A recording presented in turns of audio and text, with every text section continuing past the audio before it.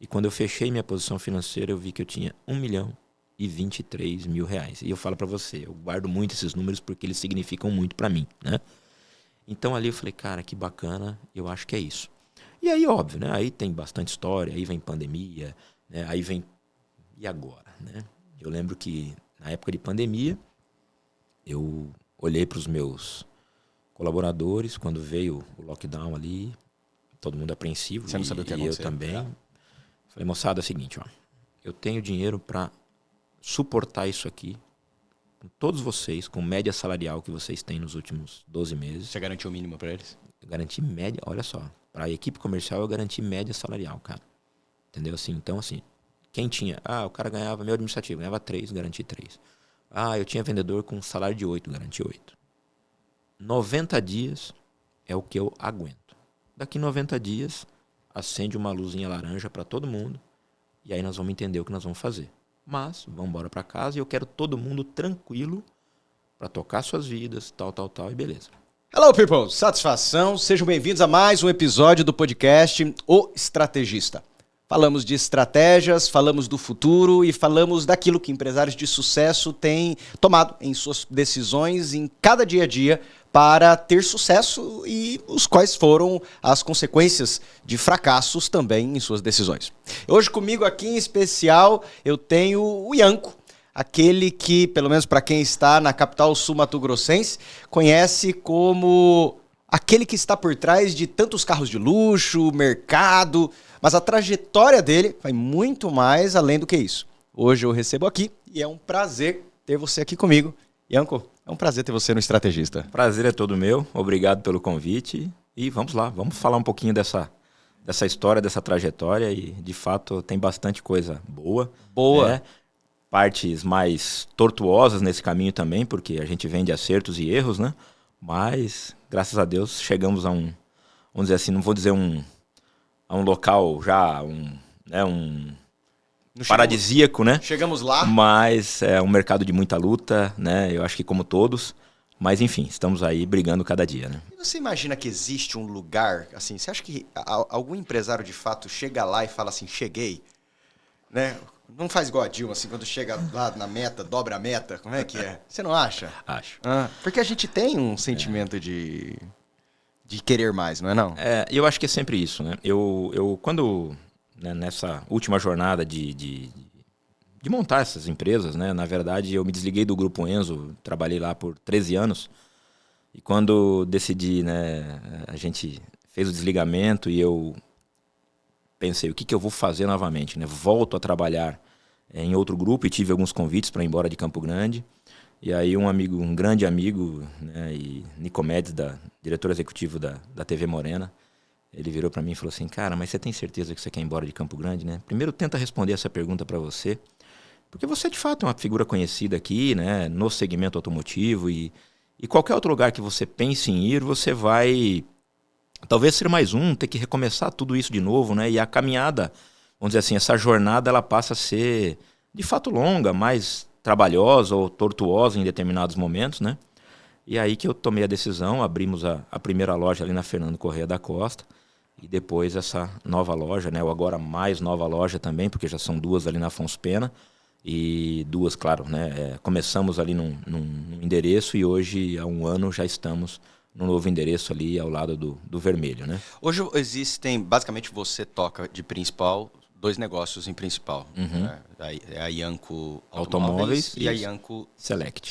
Isso. Para quem não conhece, qual que é a distinção entre elas? A Select ela veio para atender um público mais segmentado, uma classe A, B bem definida, né? A gente trabalha com o produto. Quando você fala do premium, a gente, óbvio, você relaciona isso muito ao produto importado e tal. Mas eu tenho uma outra análise disso. É o produto que não tem objeção. Então, é o produto perfeito. É aquele que... Se você tem dinheiro, você não tem o que falar contra ele. Exatamente. Porque o produto é bom mesmo, você já sabe. Só que você pode ter um produto desse, também de R$100 mil, ou um produto desse de R$80 mil. Tudo depende do estado de conservação. Então, o premium é isso, né? Não só o importado, mas o estado de conservação, a origem desse carro, a procedência desse carro, né?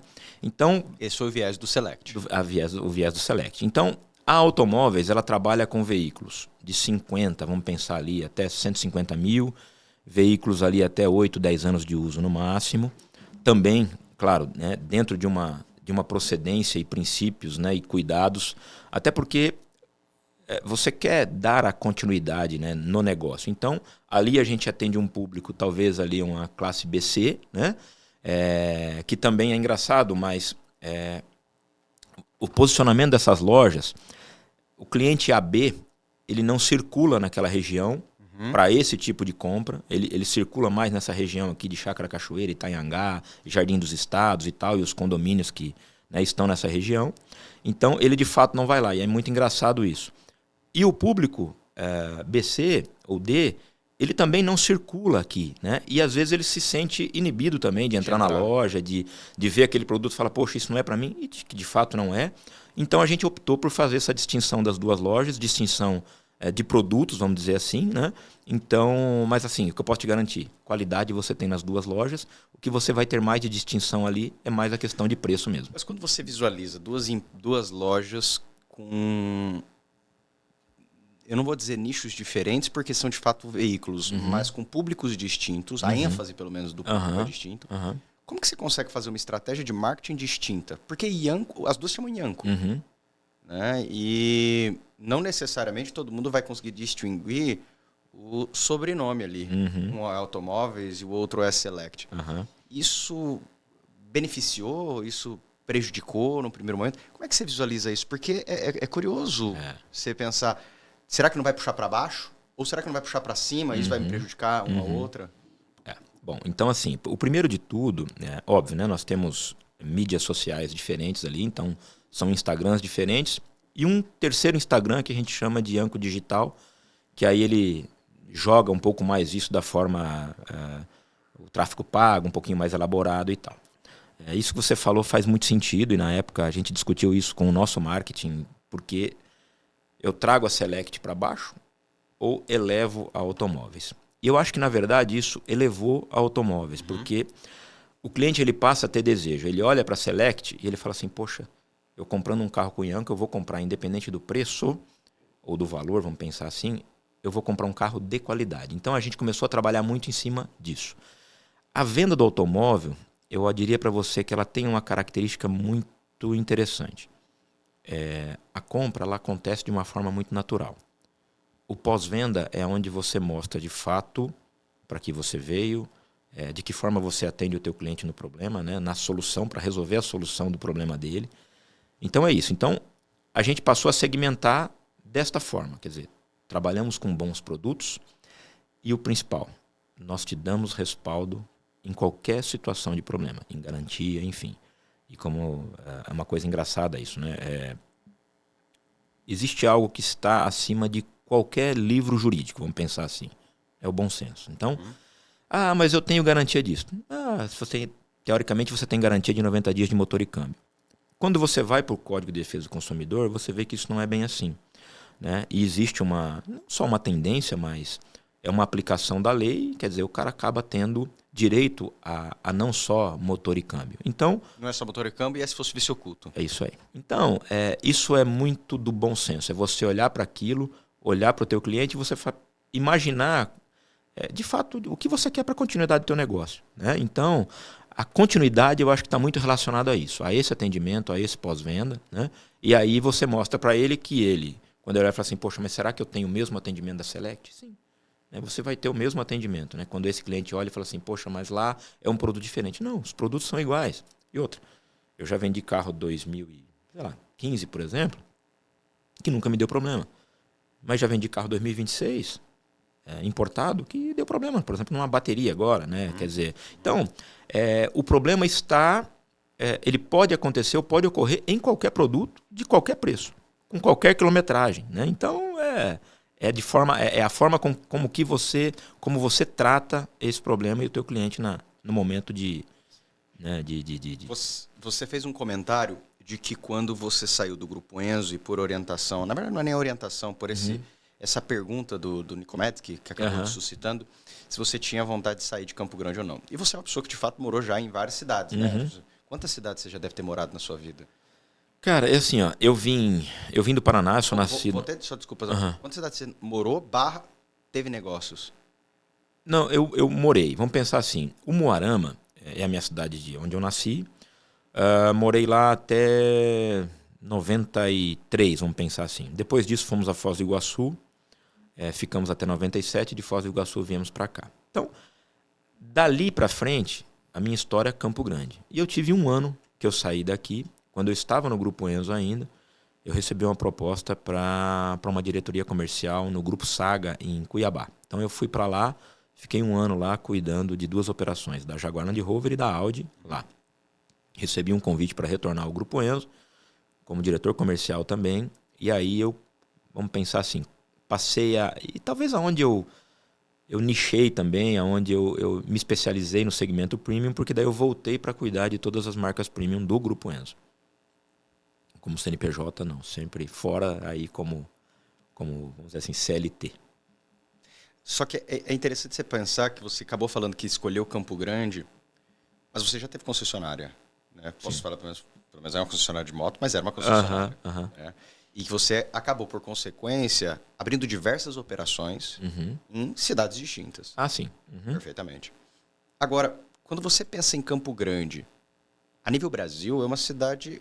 E olha que eu sou campograndense, mas para quem é de fora, não acerta o nome do nosso estado, é o interior do Brasil, é uma perspectiva de alguém que pensaria em tese pequeno, posso dizer assim, a nível macro no Brasil. Por que não sair de Campo Grande? Por que não abrir fora? Por que não ir talvez para um São Paulo ou um grande centro como um Rio de Janeiro, Brasília, Curitiba, Porto Alegre? Por que Campo Grande? É engraçado, e a pergunta é muito bacana. Quando você vai para um grande centro, você precisa entender assim, primeiro, né, o teu nível de competitividade ele vai aumentar muito. Né? Você pega São Paulo hoje, vamos imaginar, Campo Grande hoje você tem, quando você olha para o segmento, vamos falar um pouquinho de segmento premium. Você tem aí Ianco, você tem Fábio da Showroom, você tem Marcelo da V+, você tem o Clayton da Concept, você tem... o Carlos ali, né, e o Jones com a Macan, vamos pensar nesse conceito premium. Quando você vai para uma praça maior, e aí obviamente também uma outra capital, como Curitiba, como Porto Alegre, como São Paulo, o teu nível de competitividade aumenta muito. Ah, Ianco, mas qual que é a diferença de Campo Grande? Eu acho que Campo Grande hoje, ela ainda é nesse sentido, não uma cidade menor, mas ela ainda, eu acho que ela é mais carente de algumas situações, oportunidades existem, né? Então, quando a gente imagina e quando eu, de fato, pensei em abrir novamente negócios aqui, esse negócio principalmente, foi em função disso. Eu acho que a gente ainda é carente. E olha que é uma coisa engraçada que eu vou te falar. Nós ainda, nesta carência, a gente ainda sente um pouco de falta do prestígio do cliente campograndense aqui. Porque quando você abre uma loja, vamos pensar ali na Select, e o investimento não é baixo, a gente aumenta muito o nível de expectativa desse cliente em cima daquele negócio que nós estamos, né, colocando ali para ele. Porém, e aí você traz, obviamente, né, produtos diversos, de marcas diversas, e a vantagem, talvez, do multimarcas é isso. Né? Todo dia você tem uma vitrine diferente. Né? Então, você está vendendo um carro, você está pegando uma troca diferente, o que é diferente de uma concessionária. Né? Ela tem ali a marca dela, vai representar os produtos dela, as versões que competem aquilo ali. Então, isso de fato é muito bacana. Então, quando você compara isso, você fala assim, poxa, por que ainda determinados clientes, por mais variedade de produto que você tem aqui, ainda vai em São Paulo, ainda vai em Curitiba, ainda compra em Porto Alegre? Por que você acha? Vamos lá. Eu acho que nesse ponto ainda... Você já conhece esse nicho de cliente bem. Ainda somos, talvez, para alguns clientes ainda provincianos. Talvez ele entenda que lá, é claro, você vai comparar a tua loja a outras grandes lojas, você vê que talvez a variedade ainda seja maior. Alguns, e é engraçado falar isso, mas talvez não queiram mostrar, de fato, a sua capacidade financeira aqui. É muito interessante. É? Eu não vou falar cansei, mas eu vou dizer assim, já encontrei por diversas vezes clientes nossos aqui em lojas de automóveis importados em São Paulo. Quer dizer, porque eu vou lá, eu faço visitas, a gente faz muito network, tem Mas muita porque ele parceria. quer ser low profile aqui, você acha? Ou porque ele não quer parecer que ele tem? Porque querendo ou não, ele vai acabar andando com o carro aqui. Ou aqui ou fora. Ah, é? Então tem muita gente que tem hoje imóveis fora e esses carros ficam lá. Né? E tem quem compra fora e vai andar aqui, de fato, também, sem nenhum tipo de... hoje a gente percebe que isso tem melhorado bastante, mas ainda existe. Tem o produto que não vem para cá. Você falou sobre um grande investimento que acabou fazendo. Na verdade, você fez 2 grandes investimentos, que foi inicialmente a Ianco Automóveis. Porque a Ianco Select veio quantos anos depois? A Ianco Select veio 2 anos depois. 2 anos depois. 2 anos depois. E quando você inicia, vamos falar da Ianco Automóveis em primeiro lugar. Você inicia sozinho? Você faz levantamento de capital? Você fala porque você precisa de grana. O mercado automobilístico pode ser muito bom, como eu falei para você. Meu pai, há 38 anos, trabalha no mercado automobilístico, então eu vejo isso dentro de casa desde sempre. Mas você precisa de um capital inicial considerável se você não quer ser uma garagenzinha pequenininha. É isso aí. Quando você foi iniciar a Ianco, como é que você fez? Então vamos lá. E vou te falar de valores, tá? Quando eu me desliguei do Grupo Enzo... E nós estamos falando de quantos anos atrás? Estamos falando de 8 anos atrás. 8 anos atrás. Eu me desliguei de lá dia 2 de janeiro de 2019. Pegou o acerto? Peguei o acerto e aí eu olhei para aquilo e falei assim, cara, quanto eu tenho de grana, né? Quando o Nicomedes me falou essa situação, eu parei para pensar e falei assim, cara, é isso. Porque quando você está trabalhando, óbvio, você tem uma segurança dentro daquilo que você está fazendo, né? E outra, você tem o know-how, você tem a expertise daquilo. Existe, querendo ou não, uma carência de mão de obra também, já formada para isso, de treinamentos e cursos, porque as montadoras elas te proporcionam uma coisa muito bacana que é o conhecimento, cara, a informação. Então elas te formam, elas te dão formação para aquilo que você está fazendo. Então, isso é legal. Então você olha para aquilo e fala assim, poxa, né? E eu lembro que eu me desliguei, eu recebi, vamos falar assim, na semana que eu me desliguei, eu recebi 3, 4 convites para... Um para Goiânia, um para Fortaleza, um para Brasília e um para São Paulo. Aí você fala assim, cara, e agora? Para ser?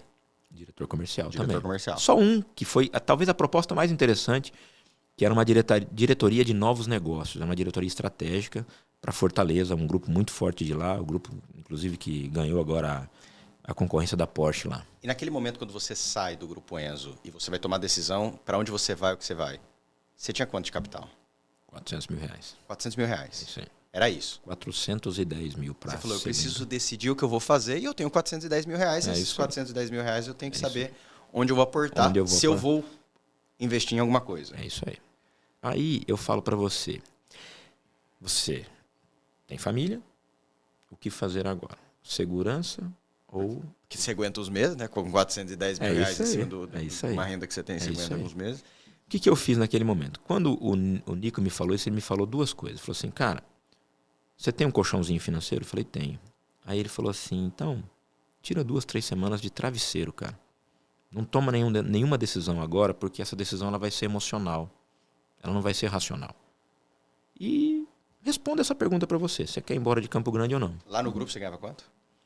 Cara, lá eu ganhava... Eu era um cara de 500 a 600 mil reais ano. 500 a 600 mil reais ano. Ou seja, esses 400, você tinha um custo de vida, a gente vai falar de uma média de 50 mil mês. Isso aí. Você tinha um custo de vida em cima disso, porque a gente faz custo de vida em cima do que a gente ganha. Isso é padrão, ganha. É isso óbvio. Aí. Ganha 20, gasta 20, ganha 30, gasta 30 e assim vai. Se você fala que você tinha isso aí, você tinha basicamente, você não tinha um ano de reserva. É isso aí. Então a decisão tinha que ser muito bem colocada. É isso aí. É isso aí. E aí? Aí, cara, eu olhei para aquilo de novo e falei, cara, vamos começar essa história tudo de novo, né?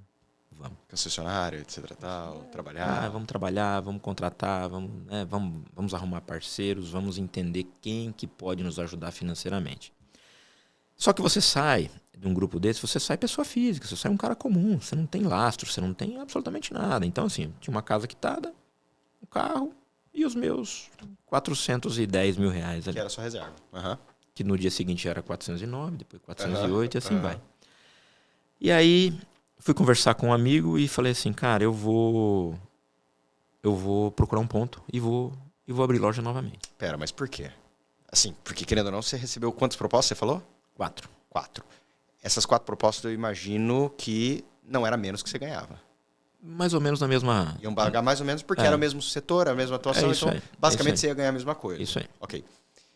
Você simplesmente falar, vou ser eu vou usar esse nome, um garagista, que tem um quê que parece, inicialmente falando, de redução. É isso aí. Não é mesmo? Você fala assim, eu sou diretor de um grupo de concessionárias. Sou um executivo, muito bem remunerado. Muito bem remunerado. E eu vou começar a ser um garagista. O que passou na sua cabeça? Bom, primeiro assim, né, cara? Quando você fala garagista, né, eu falo assim, né, eu não, de fato, eu não, é um termo que eu abomino. E eu falo assim, pô, a gente investe tanto, né? Então eu falo assim, eu sou um cara que eu tenho loja, eu não tenho garagem, né? Eu tenho uma loja, 2 lojas de automóveis e, de fato, quando você olha, são 2 lojas muito bem estruturadas, né?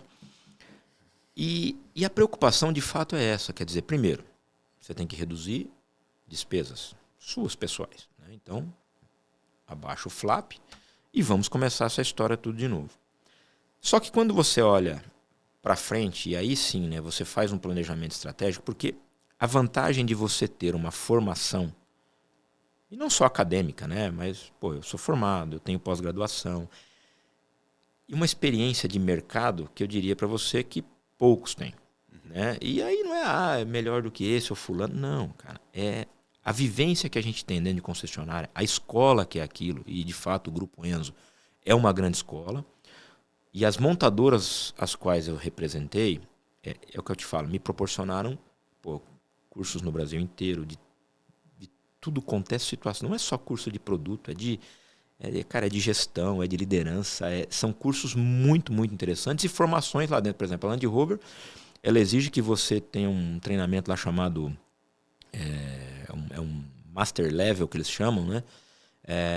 Se você não passar por tudo aquilo, você não se torna um diretor de marca. Claro que você começa gerente e vai passar pelo percurso formativo disso, né?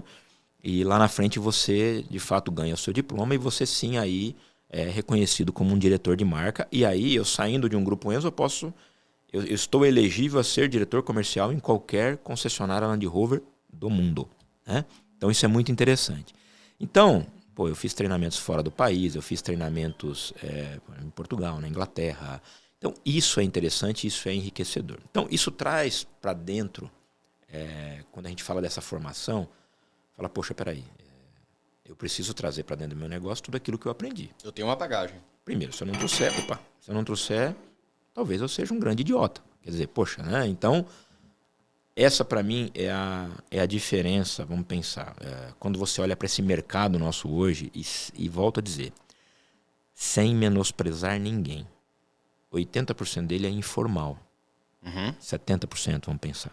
Mas Ianco, o que é o informal para você? É o cara que não tem um CNPJ, é a empresa dele que está tocando no CPF da filha, no nome da mulher, é um cara que não tem um cadastramento em um banco, é um cara que não... É isso, né?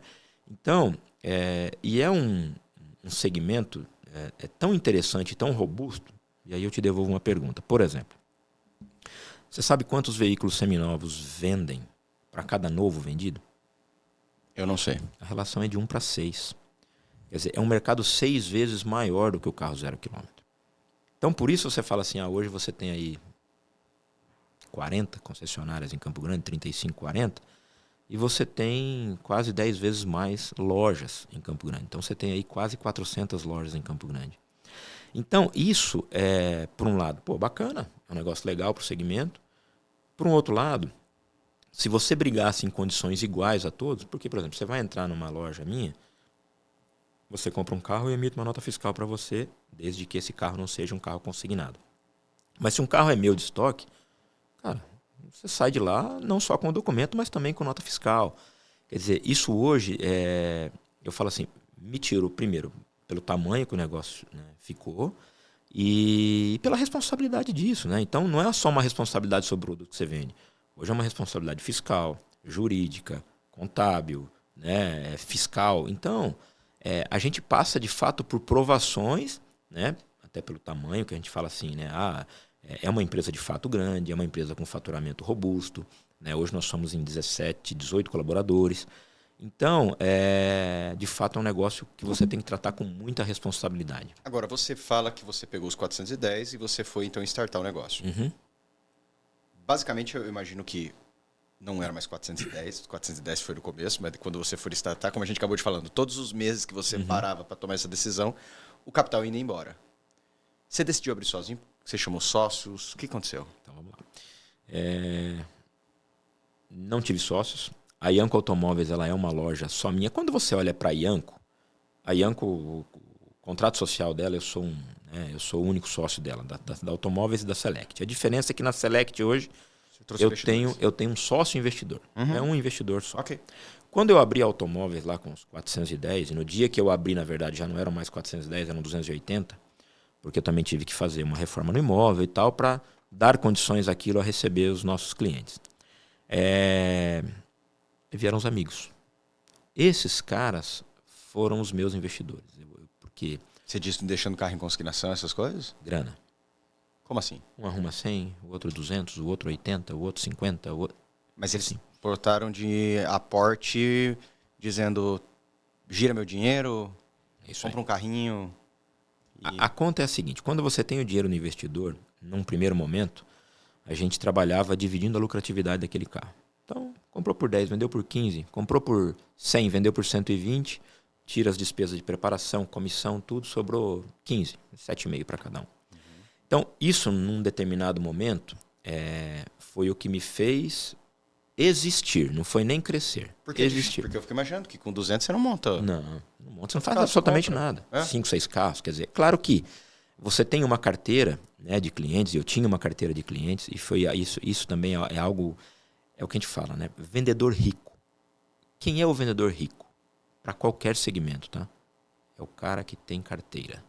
O vendedor que tem carteira, ele sobrevive a qualquer momento difícil, a qualquer momento de crise. Esse cara vai ter alguém ali batendo na porta dele para comprar ou para vender. Mas o principal, para indicar. Então, se você tem aquela condição, que nem a gente falei aqui, a gente leva muito a sério essa questão pós-vendas e tudo, porque hoje é a indicação. É a indicação que faz com que a gente hoje, né, é o cliente de carteira que a todo momento, e ele tem um momento de troca dele, então eu tenho cliente que troca de carro a cada 3 meses, eu tenho cliente que troca a cada 6, tenho cliente que troca a cada 2 anos. Né? Então, assim, tem hora que me liga aqui e fala assim, Anco, ó, o seu fulano de tal aqui chegou aqui na loja, ó, mandou um abraço para você, comprou um carro com você lá em 2021. Cara, fazem 5 anos. Então, esse cara nos oportunizou. Mas por quê? Alguma coisa bacana lá atrás, pode ser que eu não consiga atendê-lo nesse momento, por alguma razão. Mas se eu o atendi bem, cara, ele vai me oportunizar. Uma grande maioria nos oportuniza. Então, é isso. Então, ali, naquele momento, você liga para um, você liga para outro, cara, preciso de apoio. Você pediu? Pedi. Não foi algo automático? Não. Você pedi. teve que falar, olha... Preciso, Fulano, tô abrindo, me ajuda aqui, tal. manda uma grana, vou comprar carro, vou vender, a gente segura o lucro e eu tenho aqui. Isso foi em 2019. No final de 2020, ou no início de 2020, aí eu parti para um compromisso comigo. Eu falei, cara... E aí que a gente fala muito de estratégia, né? Um ano depois disso, eu analisei meus números, aquilo que eu estava ganhando. Obviamente, né? Minha despesa pessoal bem... Já batia 50 por mês, um ano depois? Eu falo para você, eu vou te contar uma coisa interessante. Eu nunca, desde o primeiro mês, ganhei menos do que eu ganhava no Grupo Enzo. Nunca. Então, assim, meses mais altos. Então, vamos pensar assim, né? Dali pra cima. Quando a gente fecha o ano, você vê que o ano foi, de fato, muito positivo. Então, ali no começo de 2020, eu falei assim, agora eu preciso fazer uma coisa. Eu preciso fechar 2020, e aí eu vou te falar números também. Quando eu abri a loja, eu falei, cara, eu preciso de R$1 milhão para rodar isso aqui. E eu consegui, com esses amigos ali, foram 5, 6 amigos, eu consegui essa diferença dos meus 300 até 1 milhão. E eu, no início de 2020, eu falei assim, final de 2020, eu vou devolver o dinheiro a todos e vou ter o meu 1 milhão. O meu 1 milhão. É isso que eu quero ter. E foi muito engraçado porque eu trabalhei de fato para isso. 31 de dezembro, eu estava trabalhando à tarde na minha loja, fechando meu mapa, com 100% do dinheiro dos meus investidores devolvido E quando eu fechei minha posição financeira, eu vi que eu tinha R$1.023.000. E eu falo para você, eu guardo muito esses números porque eles significam muito para mim, né? Então ali eu falei, cara, que bacana, eu acho que é isso.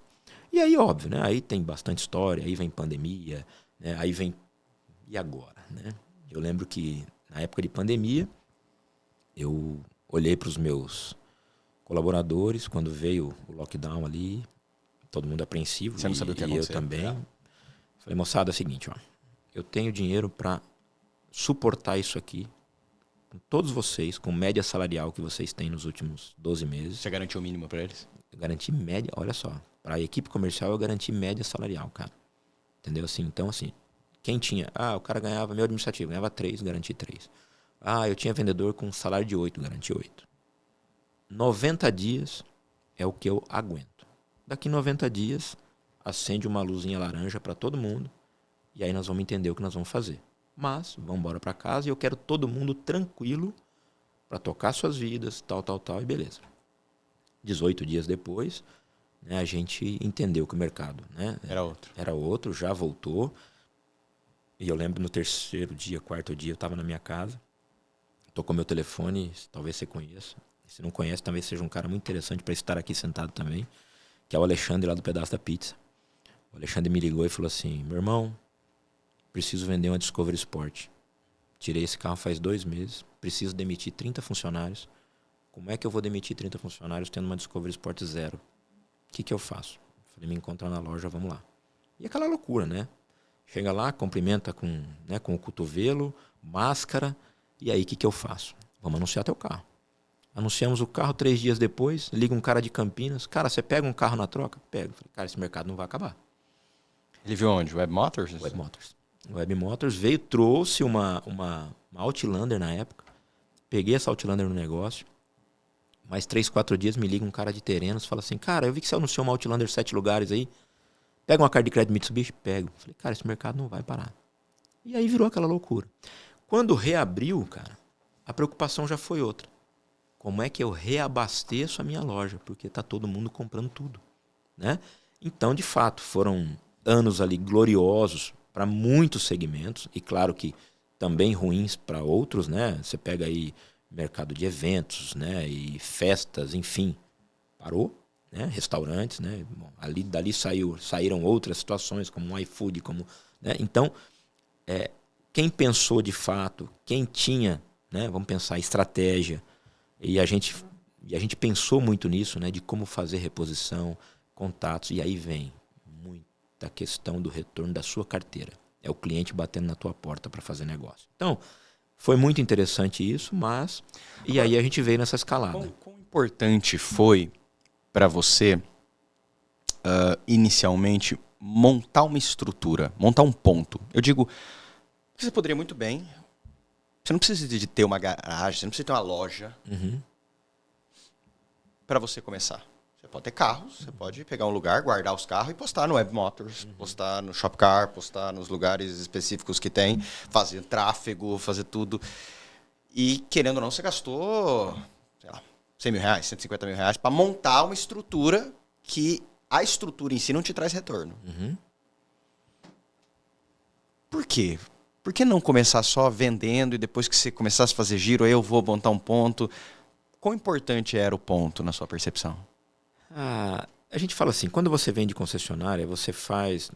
existem estatísticas, né? Então, você faz um anúncio, você provoca esse cliente através de um tráfego pago hoje, o mercado hoje é desta forma. E aí vem a tua inteligência comercial, vamos pensar assim, de como transformar aquele lead em um atendimento, como transformar aquele atendimento em uma visita, como transformar aquela visita em uma venda. Então, eu sempre fui um cara que eu precisei estar estabelecido, portas abertas, receber meu cliente e recebê-lo bem. Por quê? Primeiro que o tipo de produto que eu vendo, eu falo para você... Porque ainda não era prêmio nessa época. Não, mas eu falo para você, voltando lá, quando a gente fala do premium, é a qualidade do produto. Então eu falo assim, o Ianco Automóveis, óbvio, eu trabalhava com carros mais simples, vamos pensar assim, de valores agregados menores, mas o brasileiro ele ainda compra o carro muito por emoção. Então, eu acho que essa facilidade desse cara estar ali e outra.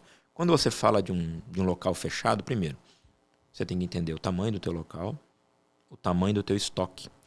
E hoje, quando eu falo da emoção, quantas vezes eu deixei de fazer negócio porque o veículo não estava lá? Vou te dar um exemplo. Como é que funciona o teu estoque hoje? Então eu tenho meus veículos próprios, os consignados que estão lá fixos e os consignados virtuais. Você vai lá, Ian, eu preciso vender meu carro, mas não posso deixar aí. Quantos negócios que eu deixei de fazer porque o teu carro não estava lá naquele momento? Por quê? Você acha que se a pessoa chegou lá e não viu, ela quer sair hoje para comprar? Ela é emocional. Quantos veículos a gente já vendeu, o cara chega lá, por exemplo, para comprar uma X5 e sai de M3, por exemplo. Porque estava lá. E outra, ele vai para comprar uma SUV e ele olha que não é isso que eu quero. É isso aqui que eu quero. Então, nós ainda somos, e quando a gente fala assim, mas a venda hoje ela está se tornando digital. Está. Mas o nosso produto, eu falo para você, ele ainda é muito carente do atendimento, daquilo que você faz, da experiência que você gera. E claro, você pode gerar uma experiência através do digital? Pode. Mas aquela tratativa, e a gente fala assim, né? Eu tive num treinamento uma vez com um cara, um americano chamado Jay Rose, e esse cara falou uma coisa das mais interessantes que eu já ouvi. Ele falou, cara, você tem de 30 segundos a 3 minutos para criar empatia com o teu cliente. Se você de fato conseguiu, você vai desprender muito menos energia para vender. Eu não estou dizendo que você não vai vender se você não gera empatia, mas você vai demandar mais energia para aquilo. Então, o nosso produto hoje, eu falo para você, na grande maioria das vezes, ele ainda é um produto que vende muito mais de forma presencial do que digital. Você ficou com a Ianco Automóveis, ficou não, porque você ainda tem, mas apenas com a Ianco Automóveis durante quantos anos antes de abrir a Select? 2 anos. 2 anos. 2 anos. Quando você abriu a Ianco Automóveis, você já pensava num modelo semelhante ao do Select? Sempre. Sempre. Quando eu me desliguei do Grupo Enzo, a minha cabeça não estava na automóveis, ela estava numa loja de segmentada, premium. Por quê? Porque eu era um diretor de marcas premium. Então eu cuidava de Grupo Enzo, de Jaguar Land Rover, Volvo, Jeep, né? Cuidava de Fiat, de Peugeot, de Citroën, mas o meu foco, ele passou a ser marca premium. Você trabalhou dentro do setor de concessionária, e aí me corrija, por favor, se por acaso eu estiver focado, mas eu tenho uma percepção de que uma Toyota tem muito mais faturamento e lucro do que ali a Land Rover Jaguar. Uhum. Ou seja, o que vai para a classe B ali, para o nível B, ok, mas dependendo do caso, ganha mais dinheiro do que necessariamente o premium, que seriam carros como a BMW. Por que escolher, então, esse setor, que é um setor tão nichado, e não um setor talvez mais amplo, como o meu foco não é vender carro mais barato, mas é ficar vendendo mais umas Hilux, uns caminhonetes que são mais fáceis, só um Corolla. Qual que era a ideia? É que assim, os grandes grupos, cara, não tem como você escapar. Você não fica só em marcas de volume.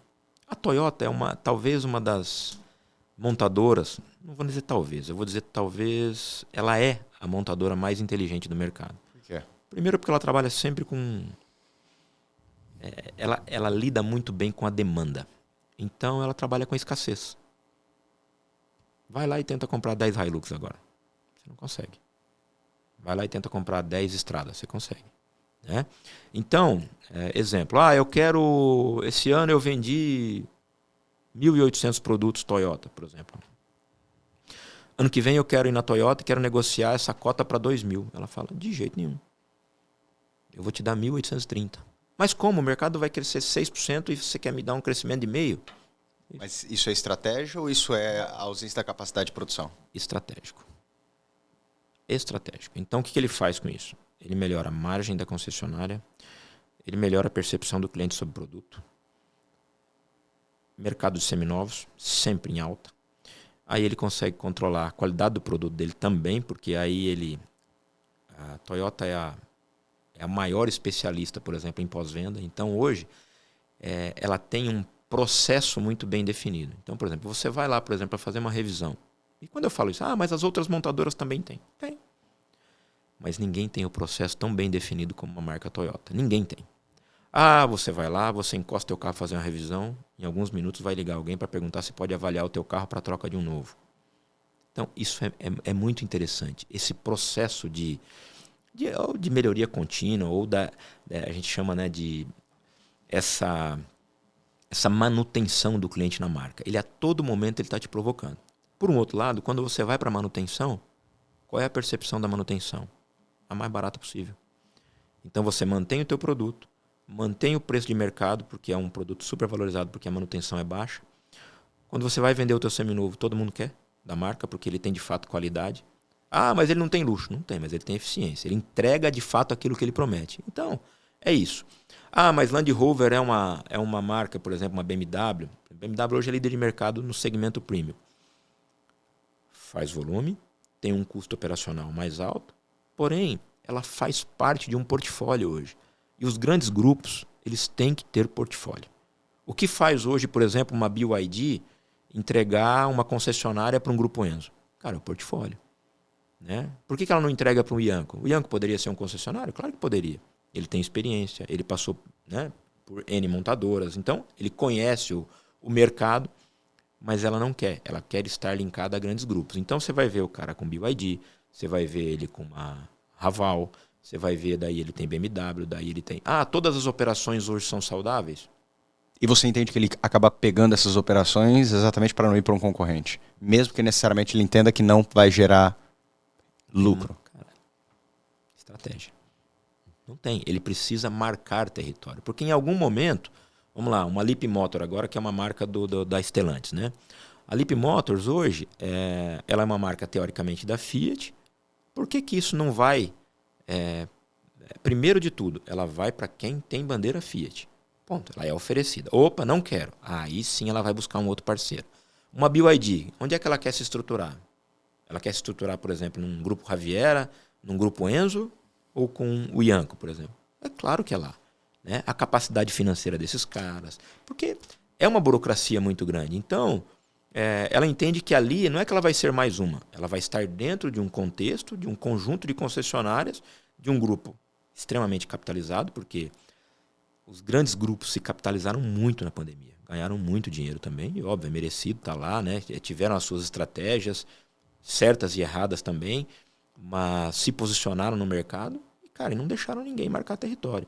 Né? Eu participei do bid da Porsche agora para Campo Grande, né? Um grupo de São Paulo. Como foi? Cara, foi uma experiência, eu falo para você, incrível, assim, sabe? Foi algo muito louco. Por quê? Vamos lá. E aí tudo isso é o que eu falo, né? É o que montadora e concessionária às vezes te proporciona. Eu nunca me esqueço desse dia. Nós estávamos encerrando foi o meu último treinamento que eu fiz. Ele chamava Liderança Transformacional. No Grupo Enzo. Grupo Enzo, mas não no grupo. Eu fazia esse treinamento pela Jaguar Land Rover. Isso era dezembro de 2018. E foi engraçado aquele dia, cara, porque ali eu fui abordado por 2 dealers de concessionárias perguntando se eu estava bem no Grupo Enzo. Eu falei, cara, parece que 2019 promete, né? Devo ser convidado para trabalhar em outros grupos, inclusive foram os grupos também que logo que souberam do meu desligamento me ligaram. Só que ali, eu lembro que eram 2 semanas de treinamento, uma semana com uma turma, outra semana com outra turma. E naquela semana eu dividi mesa com o Wilson. Ele é dono do Wilson Matias. Eles são donos do grupo Euromotors de São José do Rio Preto. Mas também fiz treinamento com ele na Inglaterra, em Portugal e tal. E a gente criou uma amizade, você acaba fazendo um network muito interessante nisso tudo. Mas óbvio, eu diretor, executivo de um grupo e ele dono. Aí, naquele dia, nós tínhamos que... tinha uma pergunta que era a seguinte: você trabalharia comigo? E ele falou, cara, teria o maior prazer do mundo ter você trabalhando no meu grupo. E aquilo ficou. Beleza. Quando abriu o bid da Porsche, esses caras me ligaram. E falou assim, Ianquinho, você vai estar em Campo Grande? Cara, vou. Você pode nos buscar no aeroporto de Santa Maria? Posso. Mas eu sem saber de nada do que estava acontecendo. Aí, beleza. Quando foi o dia anterior, me ligaram e falaram assim, cara, você me busca amanhã? Busco. Que horas? 9 horas. Tá bom. De Santa Maria. Eu quero que você nos mostre alguns imóveis na cidade e tal. Eles eram de qual concessionária? Eles são do grupo Euromotors de São José do Rio Preto. Tá. Lá eles têm Audi, BMW, Mitsubishi, enfim, é um grupo de fato... Não. Aí vieram aqui, passei com eles na cidade e tal, beleza. Podemos ir pra tua loja? Podemos. Tá. Quando chegaram na loja, de fato, eles também se surpreenderam com a estrutura daquela loja, porque de fato é uma loja muito bacana. Isso é uma loja antiga ainda. Na Afonso Pena. Na Afonso Pena. Quando eu tinha a loja ali em frente à Autobel, a Audi ali. Uhum. Aí, meu irmão, a Porsche está abriu o bid para Campo Grande e tal, e nós vamos participar. Pô, que legal, fiquei feliz por eles, tal, pô, vocês merecem e tal. Ele falou, cara, só que é o seguinte, nós viemos aqui para te convidar para ser nosso sócio do negócio. Nós queremos você como sócio operador, nós te damos 10% do negócio e você toca o negócio para nós. Você tem que colocar dinheiro? Não. Trabalho. Você não se preocupe com grana, esse negócio tal. Com uma observação, você também não precisa se desvincular dos teus negócios. Você pode continuar com os teus negócios. Você falou. Cara, que loucura isso, né? Na hora, pô, me emocionei, porque você olha para aquilo e você fala assim, caramba, né, cara? Isso é o reconhecimento de um trabalho, quer dizer. Então, às vezes você acha que o cara não tá olhando pro teu trabalho, não tá vendo aquilo que você tá fazendo, e de fato os caras estavam me acompanhando desde sempre, né? Legal, né? Isso é muito bacana. Então, aí veio, né, a concorrência. E é o que é legal. Aí você vê que você também está estruturado. Porque eu estava indo ali, cara, com 10% no contrato social. Então, mas como é que funciona, assim? Me explica até organizacionalmente para participar de um bid desse. Porque ela abre um edital, ela abre um leilão? Como é que funciona? Na verdade é o seguinte, ela anuncia aquilo no site. No site dela. Então, vou abrir lá em Campo Grande. Praça de Campo Grande, tal. Quem quer entrar... É isso aí. E ela dá o checklist de tudo que precisa. É isso aqui. Imagina. Documentação. E é muito documentação. Meu amigo. Me fala aí algumas das coisas atípicas que teria numa... Eu falo para você, certidões de tudo que você possa imaginar da tua vida tá ali. Aí, claro, né, balanços, balancetes e tal. Quando você tem qualquer tipo de ação... Você tem escopo por trás. Exatamente. Já... Isso. Então você não poderia entrar, obviamente, como Ianco. Ou se você quisesse, poderia. Porque eu falo perto do grupo Euromotors, eu tô querendo dizer Ianco perto do grupo Euromotors era pequeno, muito pequeno. Ok, porém, depende. Não necessariamente quem tem mais estofo ganha por trás. Vamos pensar o seguinte. Ali você tem, todo mundo tem lastro financeiro e não é pequeno, né? Mas vamos lá. Eu não vou te falar de números aqui, mas nosso faturamento é robusto. Ok.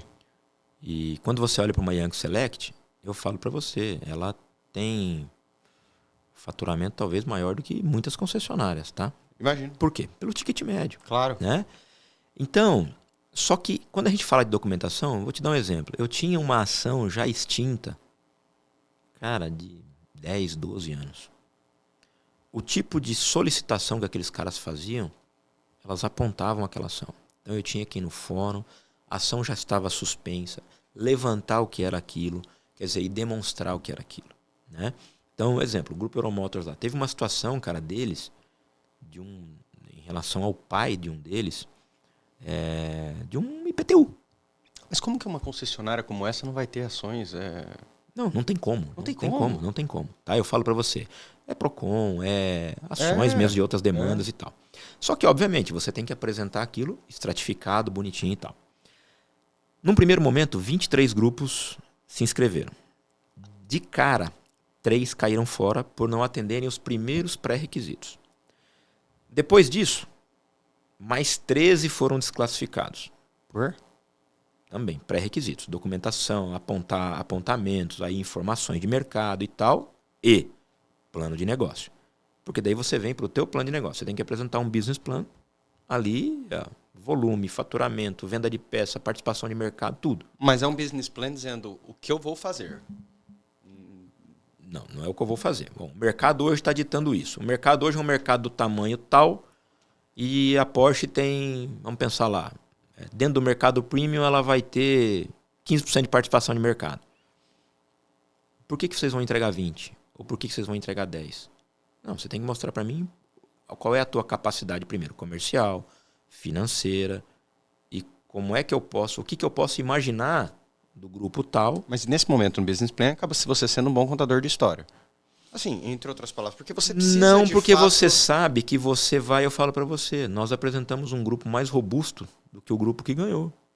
Mais robusto quando eu falo em participação de mercado, né? E ali contaram outros fatores. Ponto. Documentação, ok. Plano de negócio, ok. Caíram 13. Ficamos em 7. Euromotors, onde eu estava. Eurobike. Newland, que é esse grupo de Fortaleza que eu quase fui trabalhar com eles. Bamac, que é de Belo Horizonte. Grupo Enzo, Raviera e Autobel. 7 grupos ficaram. Cara, e agora? Bom, agora vem desenvolvimento de rede, gerente comercial e gerente regional vieram para nos visitar. Marcou reunião com todos aqui em Campo Grande. Aí nós temos que apresentar o quê? Os locais, que são os LOIs, né? Ó, eu vou te oferecer esse local para montar. Mas você tem que já ter o ponto? Tem. Seu? Tem que ter ponto com LOI assinado. Não, seu não. Porque você pode fazer ali um BTS, ou você pode, de fato, comprar. Ó, você tem 3 opções. Você vai alugar um terreno e construir em cima. Mas quando eles chegam, você tem que ter já o ponto já garantido. Ou com o contrato assinado, se você for alugar, alguma coisa assim. E mostrar para eles. Então aquilo tem que estar com a assinatura do dono. Ó. Se vocês ganharem, eu estou disposto ou a construir para vocês, ou vender para vocês, ou alugar o terreno para vocês. Onde que é seu ponto de vocês? Nós tínhamos três pontos que nós escolhemos. Um era ali onde eu estava mesmo, em frente ao Autobel. O outro era descendo a Via Parque, um pouco antes ali da... Depois da Estúdio A, você tem aquelas curvas ali. Saindo da curva tem um imóvel ali de 10 mil metros. O imóvel, inclusive, é do proprietário onde eu fico hoje, ali ao lado do Vermelho Grill, que é o Pardal. O Pardal deu ok pra gente ali, nos cederia ali 5 mil metros pra gente fazer a estrutura da Porsche ali. E o outro terreno, após o Kiwi, ali na Afonso Pena também, ali tem uma área de 3 mil metros. Área boa, só área boa. E tem que ser. Vai exigir ali no mínimo 2.700 metros quadrados, né? E, enfim, então veio essa turma para cá. E ela já dava uma previsão de todos os custos que vocês precisariam ter inicial para montar. Ali eu diria para você que seria vamos pensar assim, um investimento ali. Start. Se nós não fôssemos fazer aquisição, porque eles estavam dispostos, inclusive, à aquisição de terreno também. Com aquisição tudo, eu falo para você que é um investimento de 50 milhões. Imaginei isso. Aproximadamente. Isso comprando um estoque inicial. Comprando estoque inicial. Que é mínimo de quanto que era obrigado? Na verdade, o estoque inicial hoje, você trabalha em cima de limites de crédito. Né? A montadora, você oferece garantias ali e ela trabalha com limites de crédito, que a gente chama de limites de floor plan. É quase uma consignação, né? Quase uma consignação. Então na verdade ele vem faturado para você mesmo, né? Só que aí ele fica com uma restrição interna ali e tal. Um gravame interno. Um gravame interno. Quase uma reserva de domínio. Quase uma reserva de domínio. E aí, beleza. Claro que ele tem um banco parceiro que faz isso, analisa o teu crédito e te libera. Então, eu falo para você, e é engraçado isso porque eu tive um amigo que falou assim, cara, e aí, qual é o teu sentimento? Eu falei, cara, engraçado, né? Parece a cereja do bolo da minha carreira, né? Um convite Porsche como é Porsche esse. em qualquer lugar do mundo, né? Isso. Não é um negócio local. Não. Só que esse cara virou para mim e falou assim, mas por que cereja do bolo? Eu falei, cara, cereja do bolo, pô, parece um gran finale. Ele falou, meu amigo, acho que você não entendeu ainda. Você já tem a cereja do bolo. Olha o que você construiu. Como você chegou em Campo Grande e o que você construiu. E eu vou te falar algo talvez mais interessante ainda. Chegou um determinado momento daquela concorrência que eu tive medo. E passei a não desejar mais aquilo. Por quê? Porque prejudicar o seu negócio? um dos medos era esse. Mas eu diria para você o seguinte, talvez ali eu perderia algo que eu conquistei. Liberdade? Isso. Tempo. Liberdade. É isso aí. Liberdade das minhas ações. Liberdade do meu tempo. Liberdade para curtir de fato as minhas conquistas. Se você entendia que você seria basicamente um sócio / funcionário. É isso aí. E com todo o respeito do mundo. Tocaria aquilo com o maior amor do mundo. Mas eu teria que focar 80% naquele negócio e 20% nos meus. Então, peraí, poxa, eu tô deixando aquilo que me trouxe até aqui de lado, vamos pensar assim. E aí, eu passaria, porque um mercado como esse, ele tem algumas, eu costumava dizer que algumas pressões, né? Pressão do investidor, pressão do mercado, pressão do meu concorrente, pressão de montadora e a pior delas, né? A minha, comigo mesmo. E eu sempre tive, não dificuldade, mas eu sempre fui um cara que eu sempre trabalhei com muita pressão interna, de entregar aquilo que eu combinei, né? Então, se eu assinava um plano de negócio em um grupo, cara, aquilo para mim era um compromisso assinado. E eu, de fato, brigava e fazia de tudo para cumprir aquilo, e graças a Deus eu tive uma carreira bem legal em relação a isso, a entrega de resultados, a cumprimento de objetivos. Agora, quanto ao bid, o que aconteceu? E aí eles foram lá, olharam, conversaram com você, mostrou os pontos. A reunião foi muito legal, foi uma reunião ali de 2 horas. É aquela reunião que termina, você fala, ganhamos. Alguma coisa. Não é essa sensação? Cara, é muito Porque engraçado. o papo, né? E eu falo para você, ali quando terminou a reunião, nós tínhamos a nítida certeza que nós estaríamos entre os 3 finalistas. Porque daí os 3 iam apresentar o projeto em São Paulo, aí já para presidente, diretoria comercial e tal. Aí você ia subir um escalão e apresentar esse negócio lá. E aí foi uma surpresa, de fato, a gente não estar entre eles. Quem foi de Campo Grande? Grupo Raviera, aí ficou a Bamac e ficou a Eurobike. Quem ganhou foi Quem ganhou foi a Bamac. A Bamac. A Bamac. Né? A Bamac já é concessionária em BH e já é concessionária em Salvador. Né? Então, claro, é um poder de fogo muito grande ali. Mas por que vocês acham que vocês ficaram fora? Eles explicam? Eles falam? Existe alguma... Cara, eu falo pra você assim, eles nunca te dão resposta disso. E de fato não tem, né? O que a gente sente e não é nem o que sente. Vamos pensar assim, o que nós precisamos entender. Alguém ali foi mais competente do que nós. Alguém apresentou um trabalho melhor do que o nosso. Você teria feito alguma coisa diferente? Não. Não? Não. E vou falar pra você, cara. O grupo, eu diria, hoje a gente olhando a operação Porsche aqui, e volto a dizer, sem nenhum demérito, eu acho que o grupo, pelas características, estaria fazendo um trabalho mais robusto com a marca aqui. Ah, o trabalho é legal? É. Deixa a desejar? Sim. Por exemplo, eu tenho certeza absoluta que meio desse ano, o grupo que nós estaríamos representando entregaria uma concessionária plena aqui. Eu falo para você, do que eu estou vendo andar, difícil. Não existe concessionária Porsche aqui até o final do ano que vem. Não existe. Ah, compraram um imóvel lá na Mato Grosso, por que não fizeram ainda? Ah, porque tem problema com o meio ambiente, por que compraram o terreno? Então, hoje eu acho que o cliente Porsche merece, e não estou desdenhando da estrutura. Eu entendi. Longe disso, sou amigo, faço negócio com ele. Mas hoje, para a marca, aquele ponto de venda, ele era algo que tinha que ser paliativo, né? Então, eles já deveriam estar com uma concessionária... Tá aquém diante da expectativa que você tem do Porsche. Exato. E aí eu não estou falando de mim, né? Eu sou cliente Porsche, já comprei carro lá, comprei 0. Mas quando eu olho isso, eu olho para o cliente. E aquilo que eu falei para você lá atrás. Quando eu abri a Select, a segunda, por exemplo, a primeira também, teve um vendedor que falou isso para mim.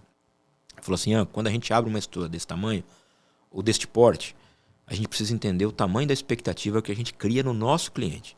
Da experiência que ele vai viver aqui dentro. E a Porsche, você imagina, se eu estou falando disso de Ianco Select.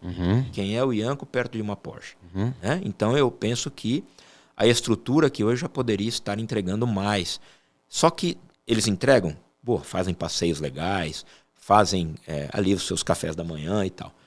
Mas o cliente Porsche, ele quer mais do que isso. Né? Ele quer, de fato, uma concessionária. O cliente Porsche, ele já está acostumado com isso, né? Isso não é um extra. O cliente, o cara que compra um Porsche, ele já foi lá na BMW, ele já foi lá na Land Rover, ele já foi lá no Jaguar. O café da manhã ele já tomou lá também, no outro lugar. Ele já foi no outro lugar, né? Isso. Então ele quer viver coisas diferentes.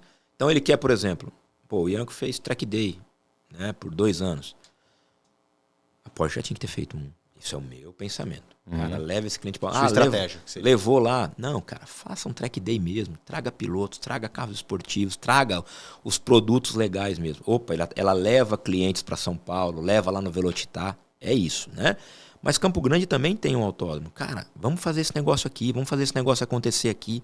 Então, eu acho que de alguma forma isso está deixando a desejar, porque nem todo mundo... Primeiro, quando você vai para um Velocitar, você consegue levar 10 convidados. Quando você faz um evento no autódromo aqui, você coloca 200 lá dentro. O meu último Track Day, coloquei 470 pessoas lá dentro. Coloquei... E deu payback? Cara, eu falo para você, indiretamente, isso é algo que ninguém esquece. Por quê?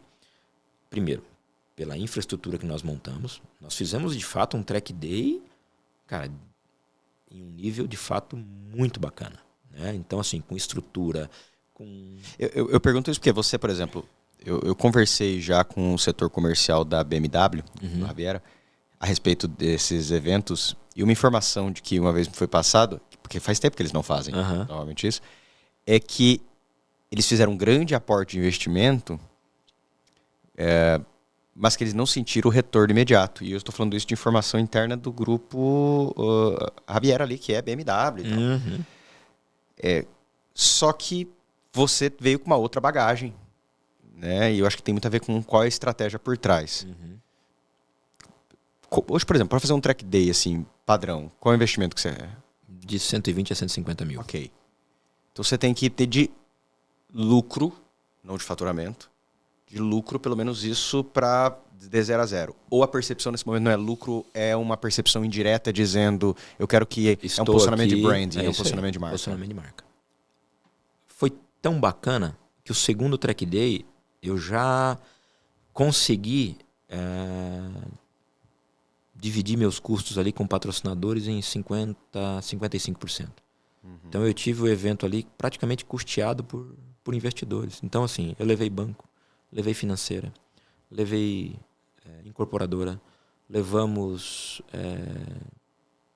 pneus, levamos... Então assim, você vende o evento. Né? Então isso é algo muito interessante. Só que assim, bebida o tempo inteiro, óbvio não alcoólico, comida o tempo inteiro, garçons atendendo. A gente preparou aquilo de fato. Pô, você chegava lá... Era uma baita experiência. É isso. Né? Então, assim, teu credenciamento lá, teu crachá, o teu boné, o teu brinde, a tua camiseta e outra. O mais legal de tudo... Era a sensação do cara que vai pôr em Stock Car, alguma coisa nesse sentido, né? Mas, sabe por quê? A grande sacada foi uma só. Ele vai com o carro dele pra pista. Simples assim. Cara, a sensação de você colocar um capacete e levar teu carro pra pista... Ah, Ianco, mas eu tenho uma XC60. Você vai pra pista com a XC60. A gente segmentou ali, esportivo com esportivo, SUV com SUV. Então, porra, como não uma XC60 não acelera? Claro que ela acelera. Ah, diferente de uma McLaren? Diferente. Claro, diferente de uma Ferrari? Diferente. Mas o cara acelera, o cara... Ele nunca vivenciou uma pista. Ele nunca sabe o que é acelerar aquilo sem ter medo de acontecer alguma coisa. E graças a Deus, nenhum acidente, nenhuma intercorrência. Então, foi muito bacana. E é um dia que você passa com o teu cliente que eu falo para você, eu garanto para você. Fica na memória. Porque ali ele anda de carro com quem? Com a mulher dele, com o filho dele. É isso, cara.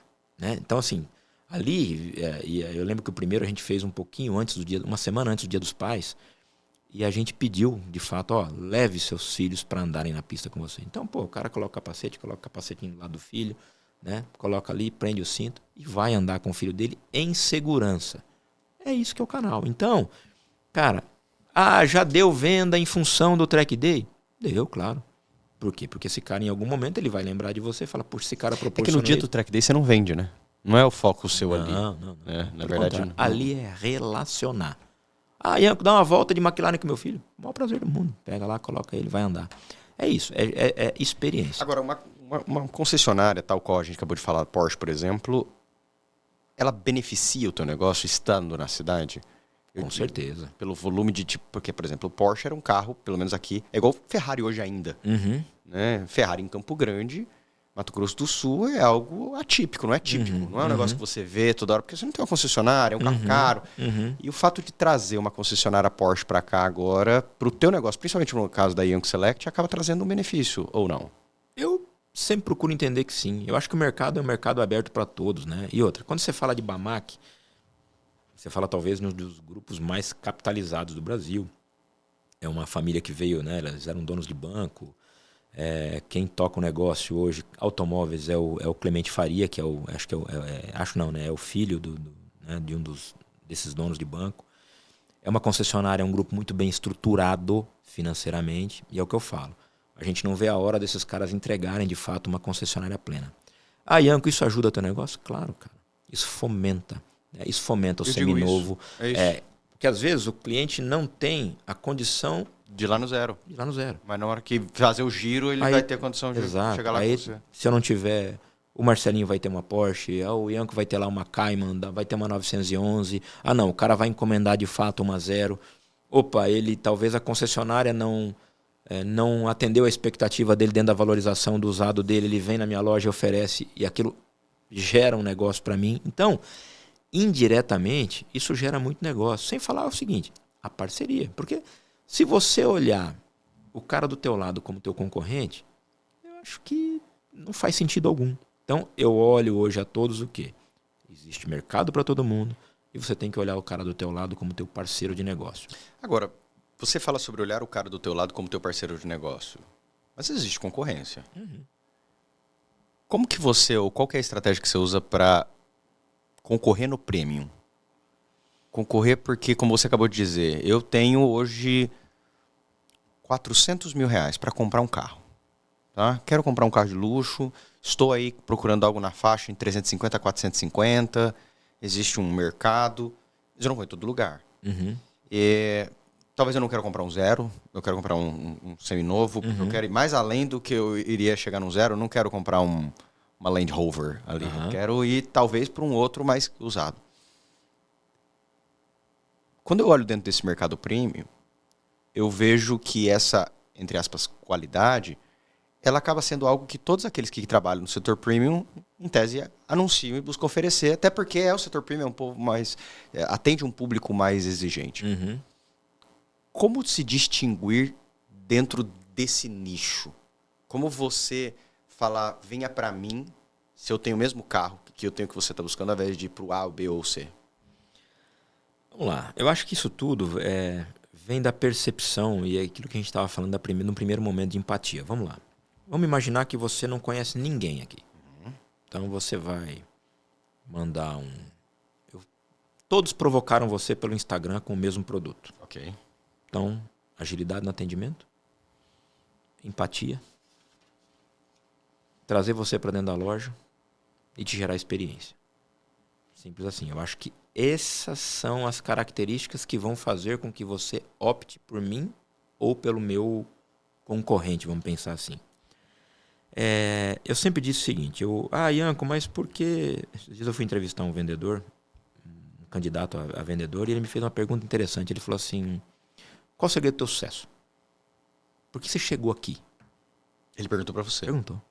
Achei aquilo coisa mais louca do mundo. Né? Ousado. Ele estava sendo entrevistado. Terminando, tal. Eu falei, cara, você tem alguma dúvida sobre o processo da empresa, sobre o ambiente de trabalho, sobre salário, enfim. Ele falou, não, cara, eu queria te fazer só uma pergunta. Tá bom, qual é o segredo do teu sucesso? Pô, legal. Então eu vou falar para você o seguinte, falei para ele. Eu sempre atendi em alto nível. Isso eu falo para você de verdade. Como assim na prática? Te atender bem. Te atender bem é dedicar aquele momento a você. Seja de 10 minutos, de 30 minutos, de 1 hora. Então, obviamente, né? Ali eu preciso ter conhecimento técnico. Eu preciso ter técnicas de venda. Mas eu diria para você que 80% de uma venda é o atendimento, cara. É a geração de empatia. É aquilo que você consegue trocar com o teu cliente naquele momento. É criar uma relação de confiança. Pô, mas você cria uma relação de confiança em meia hora? Com certeza absoluta. Dependendo como você se comportar naquela conversa, e óbvio, isso o cliente entende se aquilo é verdadeiro, se não é, se aquilo é falso ou não. Você vai gerar essa empatia e você vai criar essa relação de confiança. É simples assim.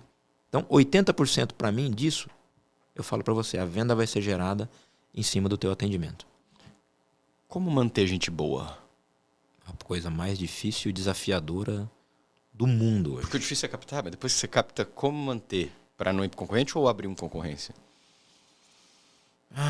Eu falo para você assim, ó. Quando você está falando em manter gente boa, você está falando em colaboradores, é isso? Isso. Então vamos lá. Eu acho, e é uma coisa que eu cobro muito a minha equipe hoje, e vou te falar a percepção que eu tenho do mercado hoje. Nós perdemos a nossa capacidade e vontade de servir, de atender bem. Então, hoje, e eu vou te falar de forma estratégica isso. O que eu mudei de 2025 para 2026?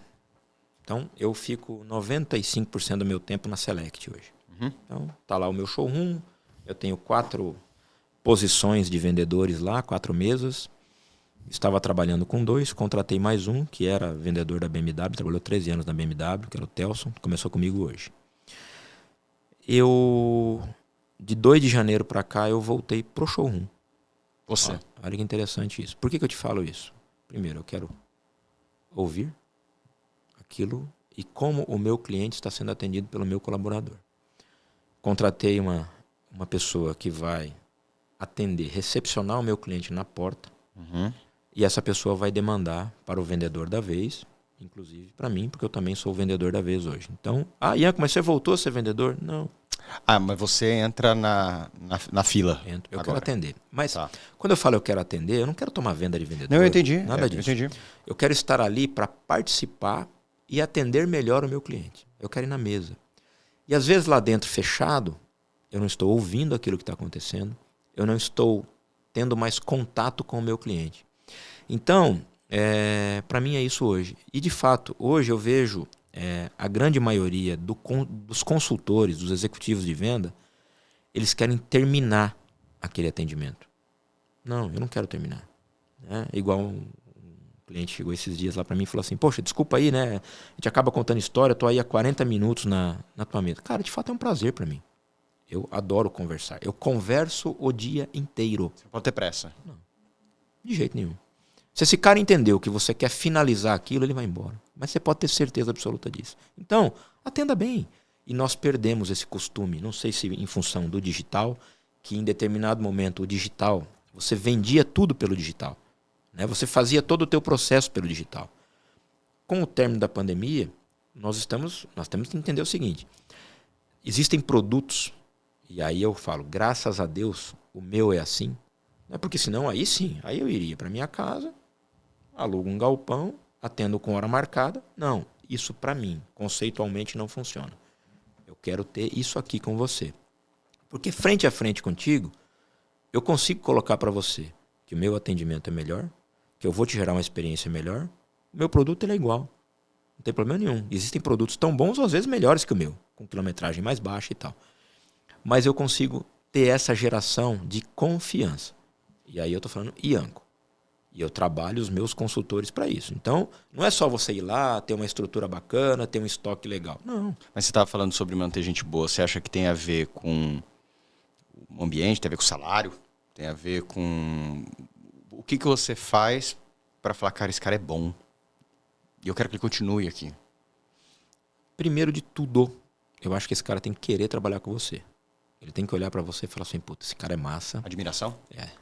Aí eu falo para você, eu acho que quando eu trabalhei nesses grandes grupos, eu sempre fui um cara muito disso, né? De olhar para aquilo e falar, poxa, esse cara, de fato, ele é um mentor para mim, ele é, né? E eu tive pessoas diferentes na minha vida em relação a isso. Então, quando a gente olha, eu olho o Ianco, eu me intitulo melhor do que os outros? Não. Eu acho que eu tenho experiências diferentes que uma grande maioria. Aí você tem a tua questão.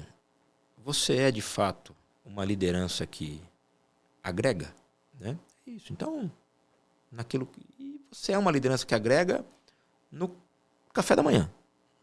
Quando eu chego lá, por exemplo, eu sou um cara que eu faço questão de 20, 30 minutos todos os dias no café da manhã com a minha equipe comercial. Às vezes para falar nada. Mas estou aqui, se você precisar de mim, eu estou aqui. Então, eu garanto para você, o meu papel para eles é de facilitador. Tudo que você trouxer para mim, você pode ter certeza que você sai com solução na hora. Vocês hoje acabaram entrando também no mercado de importação, Uhum.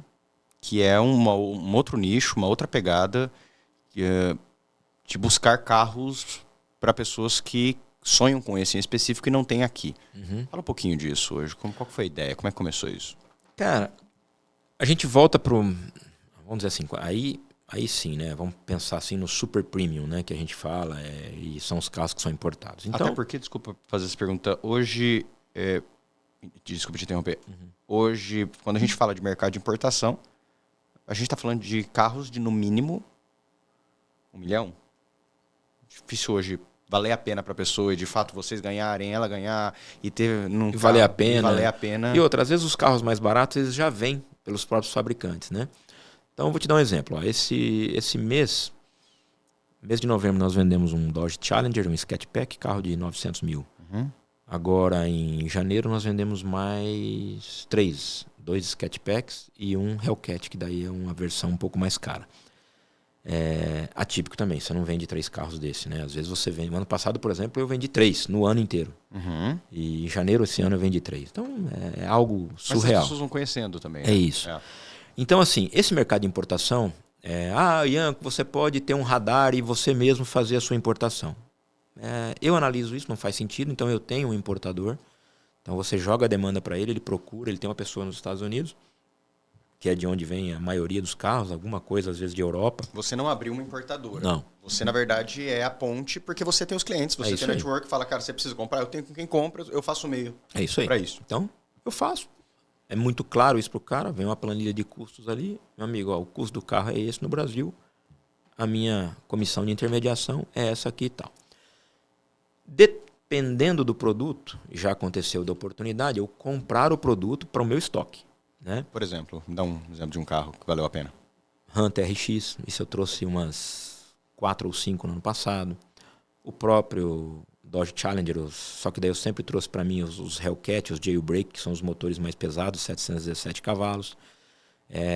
Esse ano eu vendi 3 Sketchpack, que também são V8, mas aí sem o Charger eles vêm para 485, que é um custo-benefício interessantíssimo, porque você está andando de V8, porém, $500 mil a menos do que um Hellcat. Mas um carro desse, por exemplo, chega aqui na faixa de...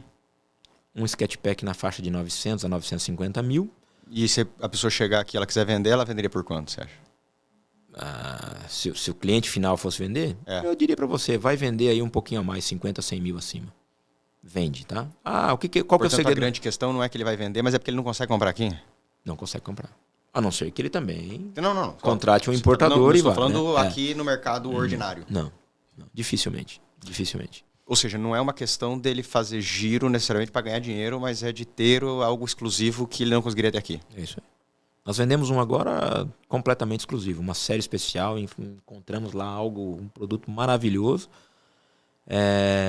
Mandei as fotos pro cliente, cara, na hora. Negócio fechado por WhatsApp. Cliente nosso de carteira aqui, carro maravilhoso. É credibilidade, né? É isso. Você já conhecia. Cara, vai, tchau, vambora. E outra, é você também. E aí, por que eu falo isso? Se você não estiver em contato com esse cara, você não sabe o desejo dele. Você não sabe o que ele está pensando. Você que mandou para ele? Eu que mandei para ele. Você falou, cara, tem um negócio aqui. Olha só isso. Tem cliente que gosta de carro azul. Tem cliente que gosta de carro verde. Tem cliente que gosta de carro com interno. Então, assim, esse, adoro verde. Meu amigo, olha o que eu encontrei para você. Tá aqui. Como é que é isso? Tal. E assim, só que foi um achado tão grande que eu falei assim, meu amigo, nós temos aí 3 horas para fechar esse negócio. Da data que ele fechou até chegar, quanto tempo? 60 dias, máximo. 45 a 60. Exemplo, esse carro nós fechamos, mandei mensagem para ele hoje. Dia 13 é a previsão de embarque dele nos Estados Unidos. 2 semanas para chegar no Brasil. 7 a 10 dias para desembaraço aduaneiro. 3, 4 dias chega em Campo Grande. Então, é um carro que eu imagino entregar ali para ele no meio de março. E ele precisa antecipar tudo? Porque agora a questão de financiamento é uma coisa interessante, porque não se financia esse tipo de carro. Ele precisa ter o dinheiro. Nesse caso, o dinheiro, ele dá uma parte de... Vamos pensar o seguinte. Porque você tem que comprar o carro lá. Se não tem troca alguma, 60% de entrada, que é o preço de eu pagar esse carro lá. Chegou no Brasil, os outros 40%. Desembarcou, paga os outros 40% para desembaraço, pagamento de impostos e tudo. Ianco, mas eu tenho troca. Aí quem banca o carro sou eu. Eu já compro a troca dele e ponho meu dinheiro na frente. Aí é um outro tipo de negociação. Claro. Né? Porque daí eu tenho que ter uma margem diferente, eu tenho um custo de dinheiro, tal. Um preço ali em específico. Mas é um processo muito bacana, porque daí você traz... Então, por exemplo, eu já trouxe Corvette, eu já trouxe Challenger, eu já trouxe TRX, eu já trouxe Denali, já trouxe Silverado. Denali é uma caminhonete maravilhosa também da GMC. Né? Silverado diesel é uma caminhonete maravilhosa também. Já trouxe Silverado High Country, que daí V8 diesel, que é o produto americano. E olha que engraçado isso. Essas caminhonetes pesadas nós vendemos muito na pandemia. Num período onde o agro explodiu. Né? Onde você tinha lá uma soja 180, 190. Esse cara passou ele deixou a Ram 1500, 2500 de lado e passou a ser comprador de produtos mais pesados, que são os carros maiores nos Estados Unidos, né? Que o americano é o rei. O americano é o rei do do carro pesado, do carro robusto, né? Do motorzão, aquela coisa louca, né? Então É uma pena não ter certos tipos de carros que tem lá, tem aqui, né? Você não tem nem a possibilidade de adquirir esse modelo de mercado. Você sabe que uma coisa que acaba me chamando muito a atenção exatamente nesse mercado é que eu vejo que pessoas que trabalham muito com esse ramo automobilístico, principalmente o mercado premium, eles acabam em certos momentos desencantando ou desapaixonando-se em um carro em específico. Você hoje, por exemplo, você acaba sendo apaixonado por um carro? Eu não estou falando pelo mercado em si, mas eu digo, cara, agora qual que é a sua próxima meta? Eu quero esse aqui, eu quero. Ou você fala, cara, que já passou tanta coisa que... Como é isso? É engraçado, eu vou te falar algo também diferente. Eu sou um cara desapegado do produto em si. Eu tenho, vamos falar assim, a minha tesão mesmo é pelo business. É, né? Cara, é a estrutura, é o atendimento, é a entrega. Eu sou muito mais feliz hoje entregando um produto para um cliente do que eu, teoricamente, porque, Ianco, mas você quer andar com um carro ali, você anda. Todo o seu carro tá à venda? Todos. Se você perguntar a mim, que carro que é o seu hoje? Não tenho. Tá anunciado. De Você fato, pegou algum lá e tá anunciado. Eu não tenho carro hoje. Né? O último que eu tive, e uma maravilha de carro, eu comprei uma Macan GTS, agora zero, final do ano passado, julho do ano passado. Quando foi em novembro, o cliente falou assim, cara, eu quero dar esse carro para minha mulher, você me vende? Ele, vendo. Tá bom, andei o carro 4 meses. Adorei o carro, amei o carro, me apeguei de jeito nenhum. Né? Teria novamente? Teria, como teria outros carros novamente. Então, assim, para mim é aquilo ali. Pô, brilhou o olho, satisfez o cliente, a mulher do cara apaixonadíssima pelo carro. Então, para mim, é essa tocada, é tocar a equipe, é olhar para um relatório, é criar uma estratégia para o meu negócio. Eu sou do papel, ali da mesa, de pensar, de olhar para aquilo e falar assim, o que eu preciso mudar, o que eu preciso melhorar. Que nem agora, vamos... Né, a gente está com uma dificuldade aí, por exemplo, de estacionamento. Cara, vamos entrar com uma obra de novo, eu vou ter que quebrar um pedacinho do prédio ali, que é um elevado que eu tenho ali, vou criar 5 vagas de estacionamento, porque agora a PGE começou a funcionar ali ao lado do vermelho. Aí lotou a Afonso Pena? Eu tô perdendo vaga de estacionamento do meu cliente. Poxa, eu não posso. Então, estrategicamente, eu preciso melhorar aquilo ali para ele. Então é isso. Então, para mim, é esse movimento.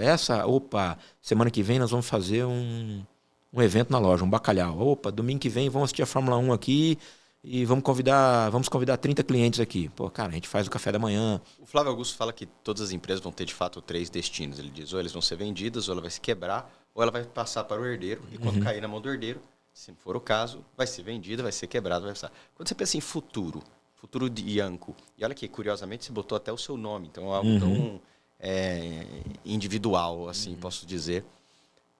Você visualiza uma Ianco no futuro, algo que você passa para próximas gerações, algo que você um dia cria um branding tão forte, vende diante de uma necessidade que não precisa ter uma pessoa chamada Ianco por trás, porque a marca Ianco ficou maior do que ele. O que você pensa quanto a isso hoje? Vamos lá. Eu acho que são três situações diferentes. Hoje, da forma que está se desenhando o caminho das minhas filhas, né? Eu tenho 2 filhas, uma de 20, vai fazer 21 e uma vai fazer 19, né? Eu não vejo elas na sucessão. Uma está fazendo faculdade em São Paulo, já está entrando no 4º ano de Direito, e a outra está indo para lá agora, daqui uns 15 dias eu levo ela para lá, vai fazer administração. Então eu não vejo elas com o apetite comercial, eu vejo elas dentro da profissão delas, trabalhando ali, desempenhando. Então hoje eu não vejo sucessão para os meus negócios. É difícil desvincular, porque... Não sei se vai aparecer um genro aí no meio do caminho. Olha, não pensei nisso ainda não, mas espero que sim, espero que apareça. Apesar de que eu acho, por exemplo, a Júlia, que é a mais velha, ela já, né, tem a cabeça voltada aí para fora, né? Então ela pensa em se especializar nos Estados Unidos e seguir carreira lá. A Isabela, que é a mais nova, né, tá começando agora, ela talvez um pouquinho mais de aptidão comercial do que a Júlia, né? A gente olha talvez alguma coisa de empreender, alguma coisa nesse sentido, mas não vejo ela no automóvel, talvez empreender em outra situação. Talvez um genro sim, e diria para você, talvez bem-vindo, né? Porque de fato, perpetuar algo que você... E hoje, quando eu olho o Ianco, quem é o Ianco? O Ianco é a persona do negócio. Né? Hoje eu preciso estar lá. Não, só fecha negócio se eu estiver aqui. Não. Mas hoje o nome, ele remete muito mais a coisas boas do que ruins, graças a Deus. Então eu acho que o trabalho que foi feito no mercado hoje consolidou a marca, né? Tornou a marca conhecida, me tornou mais conhecido do que eu era. Né? Então hoje existem pessoas que de fato vão lá pela marca, vão lá pela persona. A marca, ela está ali. A persona é aquela assim, cara, vai lá e fala com ele que ele resolve o teu problema. Né? E eu sempre falo isso. Feliz de você quando o teu cliente escolhe você para resolver o problema dele. Pô, mas esse cliente só me incomoda. Não, amigo. Ele confia em você. Se ele está aqui para você ajudá-lo a resolver o problema dele, é porque ele de fato ele entende que você vai resolver. Ele não desistiu de você. Exato. É isso. Então, eu fico triste porque às vezes eu percebo que uma grande maioria dos profissionais eles estão perdendo essa percepção de fato, de resolver, né? Servir, atender. É isso. Esse é talvez o meu dilema hoje e o desafio para mim, né, dessas novas gerações e do que está vindo, né, do que estão vindo de profissionais hoje, né? Menos comprometidos, eu não vou dizer desinteressados, mas menos interessados, né, em processos, em atendimento, uma coisa um pouco mais objetiva. Né? E não, o cara quer de fato carinho, é a gente se colocar no lugar. Peraí, eu vou lá comprar uma roupa, eu quero ser bem atendido. Eu vou comprar um sapato, eu quero ser bem atendido. Eu quero sentar no restaurante. É um princípio tão óbvio, né, para todos, mas a gente acaba se esquecendo quando é da nossa relação. Exatamente. Se você pudesse dar um conselho para você mesmo, 8 anos atrás, quando você foi começar, tendo passado por toda a trajetória que você passou e com a cabeça que você tem agora, que conselho você daria para você mesmo? Eu diria assim, eu acho que talvez para algumas situações um pouco mais de paciência, eu acho. Eu sempre fui um cara muito ansioso, um cara que sempre dormiu muito pouco e é um cara que a cabeça, né? Então isso às vezes a ansiedade nos torna impacientes. Então eu diria que hoje eu sou um cara muito mais sereno, muito mais tranquilo na tomada de decisões, mas eu acho que talvez algumas tomadas de decisões elas deveriam ter sido feitas com um pouco mais de... Eu acho que essa paciência faria com que eu tivesse um pouco mais de disciplina, um pouco mais aplicasse um pouco mais de estratégia, um pouco mais de planejamento. Então, algumas coisas talvez eu fui um pouco afoito. Já me beneficiei por isso sim, mas também perdi. Então, eu acho que talvez se eu tivesse tido esse tipo de paciência ou menos ansiedade, eu teria tomado algumas decisões de forma mais assertiva. Eu acho que é isso. Ianco, eu agradeço. Agradeço muito pela oportunidade. Falamos de muita coisa legal. É isso aí. Desde questões estratégicas como abrir, importação, concessionária, BID e tudo mais. Eu agradeço demais pela oportunidade, por você abrir um pouquinho da caixa e do making off daquilo que tem acontecido. Eu que agradeço, meu amigo. Foi um prazer enorme estar aqui, estar falando. E quem sabe a gente marca um próximo, porque, como diria, né? Só não é feliz quem não tem história para contar. Então... E história aí você tem bastante. Bastante, pode ter certeza disso. Obrigado. Eu que agradeço, meu irmão.